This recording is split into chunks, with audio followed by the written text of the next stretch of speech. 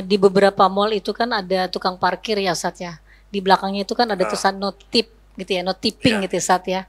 Nah, tapi kadang kita yang perempuan-perempuan misalnya mencari parkir gitu ya, ternyata diberikan akses untuk parkir gitu, Sat, kan.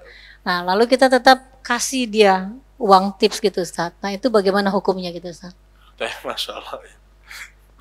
Baik. Kenapa muncul pertanyaannya seperti ini, Bu? Ya. Karena mungkin sebagian para dai mulai membahas hal-hal yang berkaitan dengan muamalat. Saya juga pernah mendengar seorang dai mengatakan kita nggak boleh ngasih tip ke sapam perumahan karena mereka sudah digaji.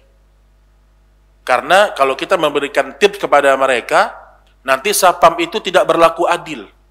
Dia hanya fokus melihat kepada rumah kita. Itu alasan sebagian orang. Cuma kalau kita berpikir kembali, yang namanya sedekah sifatnya umum sebenarnya kan.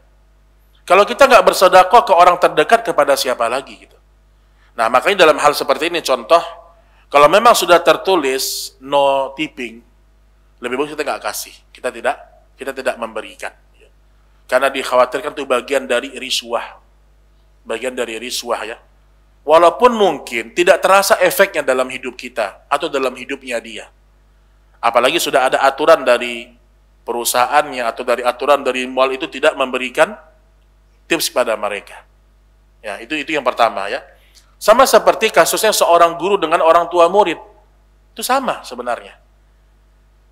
Seorang orang tua murid tidak boleh memberikan hadiah kepada guru anaknya, nggak boleh.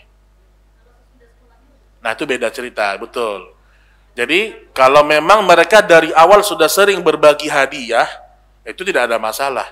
Tapi kalau berbagi hadiahnya ketika anaknya masih sekolah di situ, kemudian itu adalah wali kelas, itu yang tidak dibolehkan dalam syariat.